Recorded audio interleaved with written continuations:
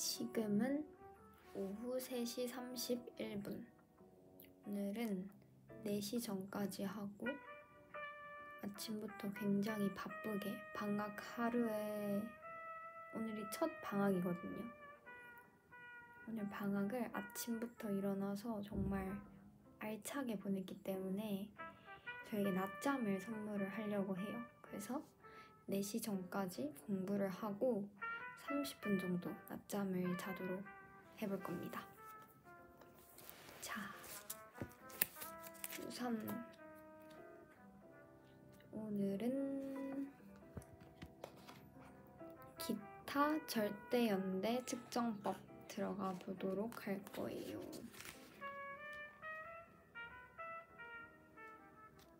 기타 절대연대 측정법. 위에서 서술한 방법들만큼 고고학자들에게 실제로 중요한 것들은 아니지만 특수한 상황에서 쓸 수 있는 연대 측정법들이 몇 가지 더 있다. 어떤 것들은 구석기 시대 바위 미술의 연대를 측정하는 등 특정 연대. 어머, 잠시만요. 이거는 했잖아. 인트로 들어갔었죠. 그러면 바로 측정법으로 들어갈게요. 너는 좋은데 조금 소리가 작아지면 더 좋을 것 같아. 열형광 연대 측정법. 열형광 TL 연대 측정법은 불을 맞은 후 땅속에 묻힌 결정 물질 광물들, 대개 톡이지만 불에 구워진 점토, 불탄 돌, 그리고 어떤 상황에서는 불탄 토양을 연대 측정하는 데 쓸 수 있다. 아무튼 간에 불이랑 관련된 아이들을 연대 측정하는 데 좋나봐. 그러나 이 방법은 불행하게도 정밀을 기하기 어렵기 때문에 방사성 탄소 연대 측정법 같은 다른 방법들을 쓸 수 없을 때 대개 쓰인다. 좀 불가피해서 어떻게 할 수 없을 때 얘를 쓰나 보다. 이것도 다른 많은 방법들과 마찬가지로 방사성 붕괴에 기반하고 있지만 이 경우는 출발 시점 이후로 표본이 방출한 방사선이 아니라 그것이 받은 방사선의 양을 이용한다. 오, 얘는 좀 특이하네요. 방출한 방사선을 재는 게 아니라 얘네들이 받았던 방사선의 양을 이용한대. 어떤 광물질의 구조 속에 위치한 원자들은 근처 환경 속의 방사성 원소들이 자연 붕괴하면서 방출한 방사선들에 노출되면 그 에너지 중 일부를 흡수하여 구조 속에 가둔다. 만약 단위 방사선 총량이 시간의 흐름과 상관없이 일정하다고 하면 이 에너지는 균일한 비율로 축적이 되며, 그렇겠지. 그 에너지 총량은 노출된 총 시간에 좌우될 것이다. 당연하죠. 자, 어떤 표본이 500도 이상으로 가열되면 갇혀있던 에너지는 열형광으로 방출되며 그때 방사성 시계는 0에 맞추어진다.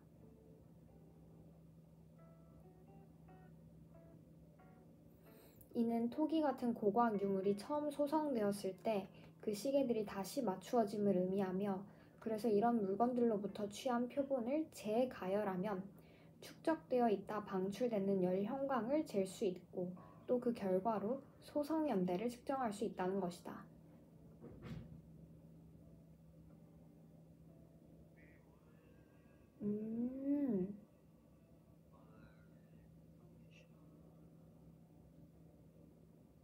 오케이.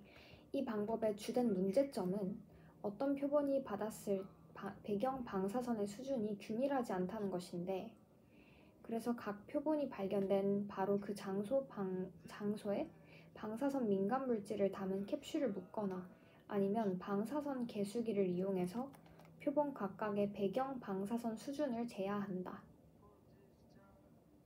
일반적으로 이런 측정을 해야 하는 어려움이기 때문에 열형광 연대 측정법 TL, 얘네들은요 표본의 연대를 뿔마 10%보다 정밀하게 측정할 수 있는 경우가 아주 드물다.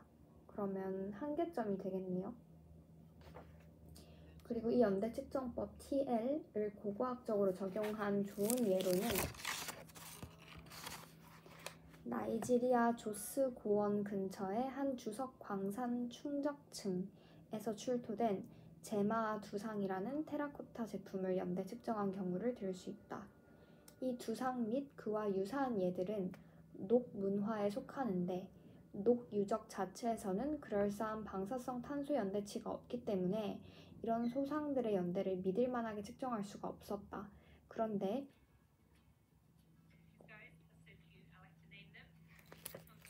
나는 이 광고가 너무너무 불편하다 생각해. 암튼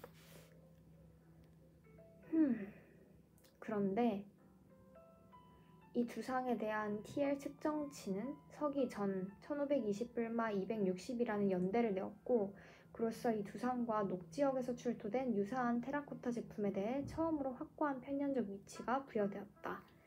그러면 이 TL 연대 측정법을 조금 정리를 하고 들어갈게요.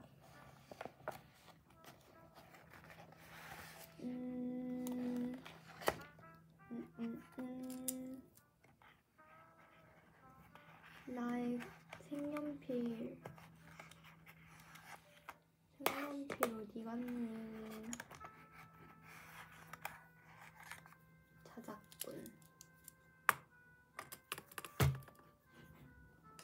자,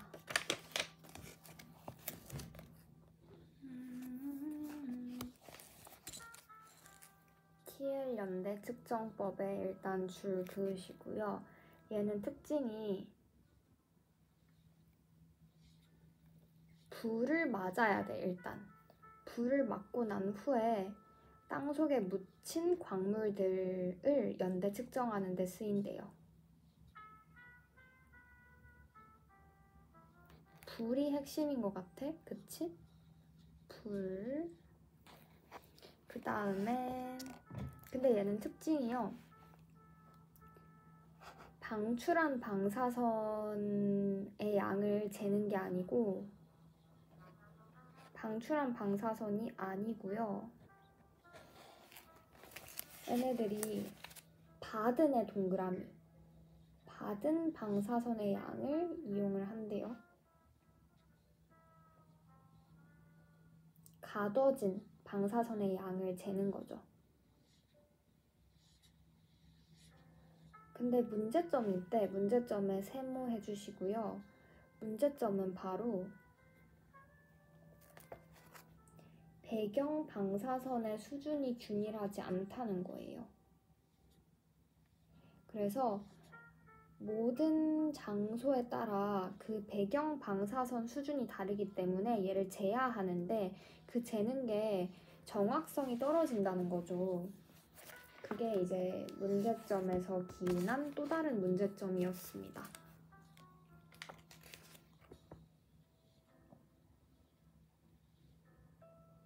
좋아요. 자, 그러면 그 다음 연대 측정법은 광역이 형광연대 측정법. 광역이는 뭔데? 암튼 봅시다. 이 방법의 원리는 열형광연대 측정법과 비슷하지만 열이 아닌 빛에 노출된 적이 있는 광물질을 연대 측정하는 데 쓰인다. 오케이? 그러면 불이 아니라요. 빛에 노출된 적이 있는 애들을 연대 측정하는 데 쓰인대. 자, 그러면 빛의 동그라미를 할게요. 열이 아니고 빛에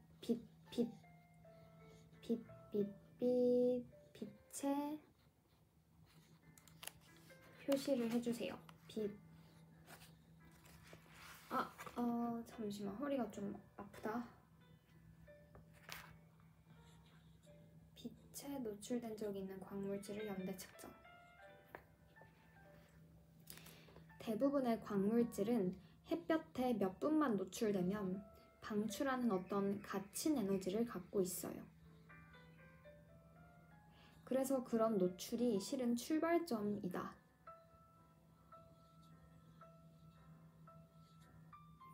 일단 땅속에 묻힌 뒤로는 흙 속에서 경험하는 방사선 조사의 결과로 다시금 전자들이 축적되기 시작한다. 실험실에서는 표본에다 가시파 광선을 쏘아 거기에서 생기는 광력이 형광 OSL을 측정한다. 그리고 다시금 묻힌 장소의 배경 방사선을 측정해야 하는데, 그래서 광력이 형광연대 측정법은 열형광연대 측정법과 똑같은 많은 문제점을 안고 있다. 그러면 이 광력이 형광연대 측정법이 OSL이라고 하거든요. 이 OSL은 TL처럼 똑같은 디퍼런스가 있고 그 다음에 비슷한 공통점도 있네요.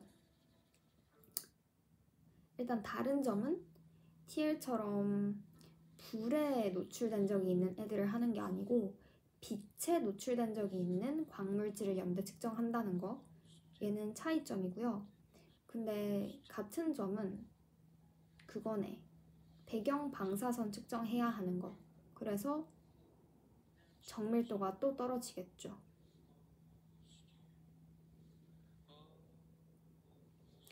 그 다음 전자스핀 공명연대 측정법, 얘는 ESR이래요. 근데 이거는 TL 연대 측정법보다는 덜 민감하긴 하지만 비슷한 기법이래. 또 비슷하다네? 볼까? 이는 가열하면 분해되기 때문에 TL법을 적용할 수 없는 물질들을 대상으로 한다.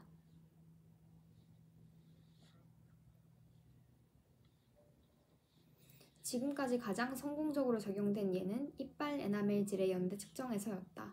새로 형성된 이빨 에나멜질에는 갇힌 에너지가 없지만 일단 이빨이 땅에 묻혀 자연 배경 방사선에 노출되면 그것을 축적하기 시작한다. 이 방법의 정밀도는 이빨 에나멜질을 측정할 경우 10에서 20% 정도이지만 초기 인류를 연구하고 다른 측정법의 연대를 대조 확인하는 데서는 여전히 아주 유용하다. 그 말인즉슨 얘도 정밀도가 그렇게 막 좋진 않다는 얘기예요. 근데 특이한 게 이빨 에나멜질에 적용을 할 수 있나 보다. 이빨 에나멜질의 연대 측정. 그 다음 고고지 자기 연대 측정과 지자기 역전 현상. 광고. 그런데 약간 미치고 팔짝 뛰겠네. 너무 과학적이라서 머리가 어질어질한데, 이번에 나가고 있는 진도가. 고고지자기? 이게 뭐야? 혹은 고지자기? 암튼 이 연대 측정법은 지금까지 고고학에서는 용도가 한정되어 있다. 이는 지구 자장의 방향과 세기가 모두 끊임없이 변한다는 사실에 근거를 둔다. 특정 시점의 지자기 방향은 어떤 진흙 구조물, 오븐, 가마, 화덕이든 650에서 700도까지 가열된 경우에는 그에 따라 기록이 된다는 거예요. 머리가 아프다. 오케이. 그러면 용도가 한정되어 있는데 어떤 원리를 이용을 하냐면요. 일단 원리에 줄은 그어야겠다. 지구 자장의 방향과 세기가 모두 끊임없이 변하고 있대요. 얘가 원리인가 보다. 원리.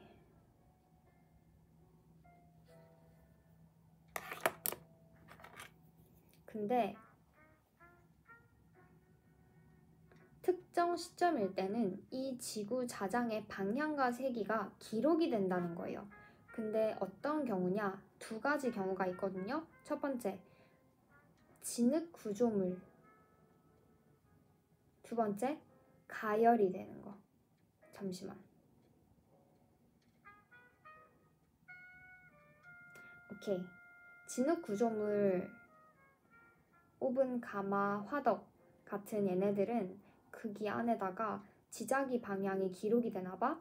혹은 650에서 700도까지 가열을 굉장히 고온에서 했는 경우에는 기록이 되나봐요. 그래서 진흙 구조물도 기록이 되는 거겠지. 왜냐면 이 진흙 구조물, 오븐, 가마, 화덕은 엄청 고온에 가열이 됐을 테니까. 그러면 그 경우를 우리가 줄 그어줘야겠다. 진흙 구조물 줄 긋고 650에서 700도까지 가열된 경우 기록의 동그라미. 이 온도에서는 진흙 속의 철 입자들 Fe 얘네들이 가열 당시 지구 자기의 방향과 세기를 영구히 뛰는 것이다. permanently. 영구히, 영원히 뛰는 거래요. 근데 언제 때? 딱 그 가열 당시에 지구 자기 방향과 세기를 기록이 돼가지고 그게 영구히 뛰는 거야. 그래서 우리는 그거를 연대 측정을 하는 건가 봐요. 이 원리는 열 잔류 자성 TRM이라고 불린다. 자, 이 원리를 이렇게 얘기를 하나 보다. 열 잔류 자성. 그러면 이게 원리의 이름이라고 하니까 아까 줄거놨던 애랑 연결을 좀 시켜야겠다. 이 원리가 얘래. 그 다음 시간의 흐름에 따른 자기 방향의 변화는 도표로 작성할 수 있으며 그래서 연대를 알지 못하는 불맞은 진흙 구조물의 TRM을 측정해 이 표준 계기 순서의 특정 지점에 맞춤으로써 연대를 측정할 수가 있는 것이다. 고고지 자기의 다른 측면으로 전기 구석기 시대의 연대 측정에 적합한 사항은 지자기의 완전한 역전 현상이다. 울고 싶어. 너무 어려워.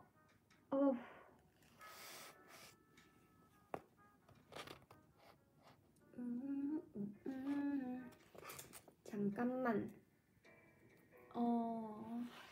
그러니까 고고지 자기의 다른 측면으로 전기 구속기 시대의 연대 측정에 적합한 사항은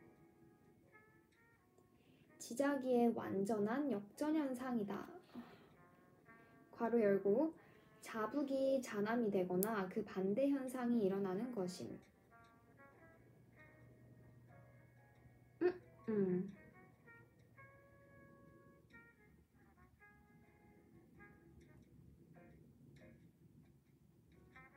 오케이, 이해됐다. 이 고고지 자기를 이용한 다른 어떤 케이스가 뭐가 있냐면요. 전기 구석기 시대 연대 측정을 한 건데요. 얘네들은 지자기의 완전한 역전 현상을 이용을 한 거래. 근데 가령 for example 자북이 잔암이 되거나 잔암이 자북이 되는 그런 완전한 지자기. 아까 지자기가 뭐라고 했죠? 지구 자장이라고 했잖아. 그 지구의 자장이 역전이 될 때 북남 남북 탁 이렇게 바뀔 때를 이용한 연대 측정이 전기 구석기 시대에 되게 유용한가 봐요. 오케이. 그러면 전기 구석기 시대의 연대 측정을 example이니까 ex를 적어주고 이때 필요한 원리니까 네모 박싱을 쳐야겠다. 지자기의 완전한 역전현상의 네모, 역전현상. 쉽게 말해 자북, 잔암이 왔다 갔다 하는 거니까 화살표로 표시를 해줄게요.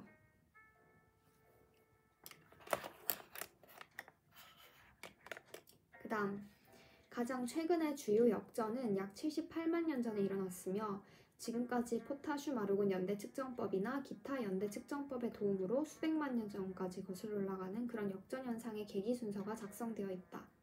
아프리카 초기 호미니드 유적의 암석층에서 이 역전 계기 순서 중 일부를 발견함으로써 그 유적들에 쓰인 다른 연대 측정법을 대조 확인하는 데 도움이 된다는 사실이 입증된 바 있다. 오케이. 그 다음에 DNA 측정법이 마지막인데 이건 어제 했으니까 안 해도 되고요.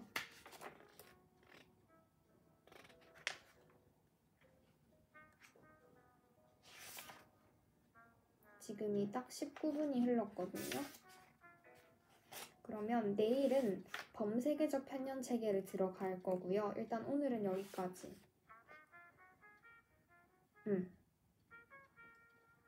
좋아요. 핵심 개념을 짚고 마치도록 하겠습니다. 오늘 한 연대 측정법은 총 4가지가 있었어요. 첫 번째는 열형광 연대 측정법, TL이라고도 하죠. 얘는 충분하게 가열되었다가 땅 속에 묻힌 광물질들을 연대 측정합니다. 토기, 여타 구운 점토, 그리고 불탄 돌에 적용을 할 수 있겠죠. 그래서 얘네들의 특징 키워드는 불이었습니다. fire. 방법론적으로 문제점이 있고요. 그게 어떤 거냐? 자세히 말씀드리면 뭐였더라?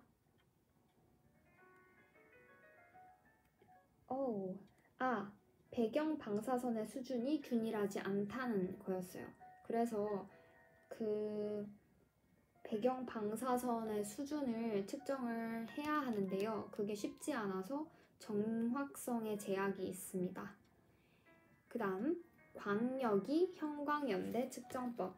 얘는 줄임말로 뭐냐면요. OSL인가 봐요. 얘는 열형광연대 측정법 TL이랑 원리는 비슷하지만 자, 중요한 거 불이 아니고요.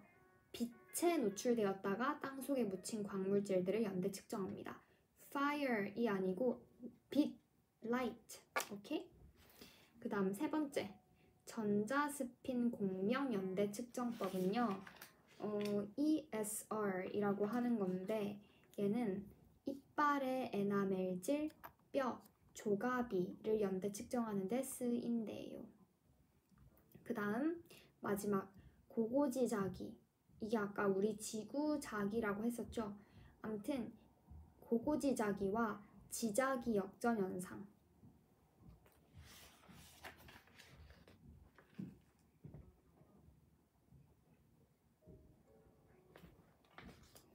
얘는 지구의 자장이 시간의 흐름과 더불어 변화한다는 사실을 원리로 해가지고 고고학적 기록에서 추적을 하는 연대 측정법인가 봐요. 아휴, 어려워라, 어려워. 고고지자기랑 지자기의 차이점을 모르겠어요. 조가비도 저는 모르겠어요. 그러면 얘네들을 찾아볼까?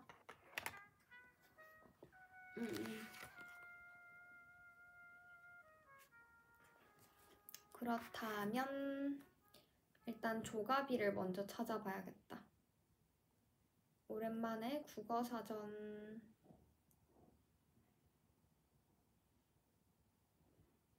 나나나나나 어디 갔지?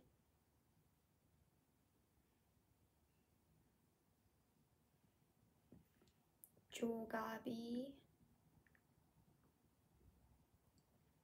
아하, 조가비가 조개의 껍데기구나.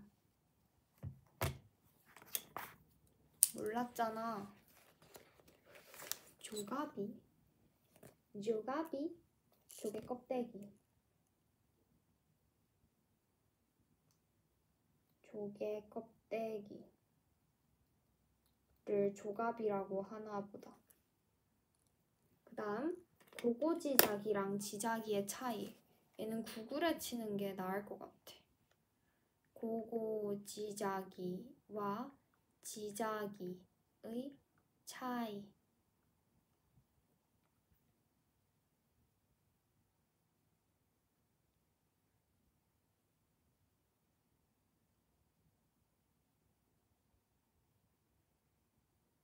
아, 뭐야. 왜 말해주질 않아?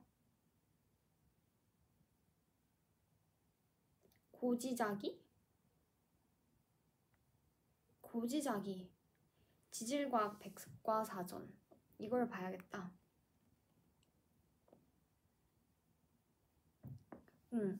왜냐하면 지자기는 아까 전에 지구의 자기라고 했기 때문에 알거든요. 근데 고지자기를 사실 모르는 거거든요. 그래서 고지자기를 정확하게 캐치를 하면 그 차이점을 확실하게 알 수 있으니까 고지자기만 정확하게 알고 끝냅시다. 고지자기는요. 펠리오마그네티즘? 이래요. 아, 고고학 할 때 그 고구나. 고지자기. 아하.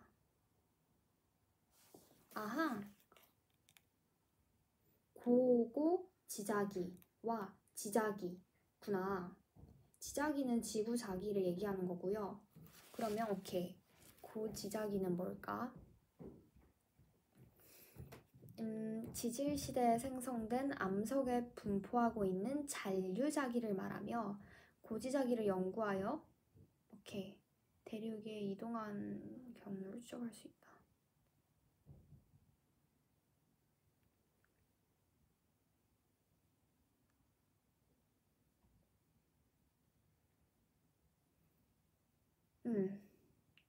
summarize 하면요.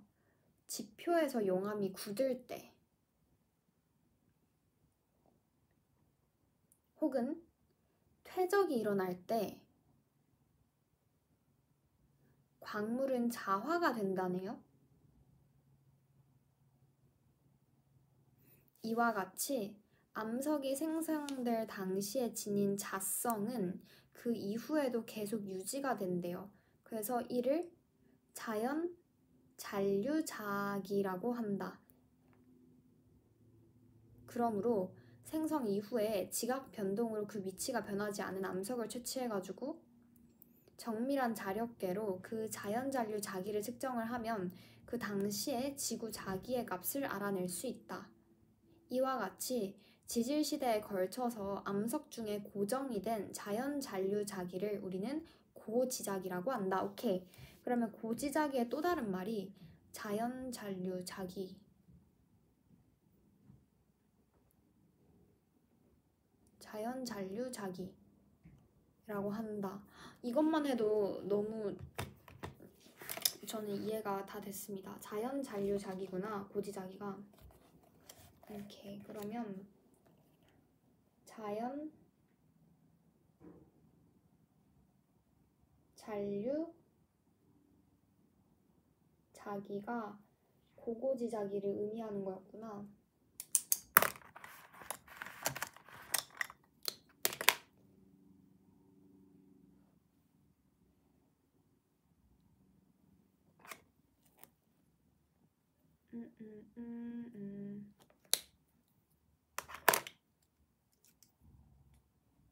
조개 껍질 묶어 그녀의 목에 걸고 나나나나나나 조개 껍데기. 조개? 아, 조개 맛있겠다. 안 되겠다. 빨리 한국 가면은 조개 먹어야지. 그러면 안녕.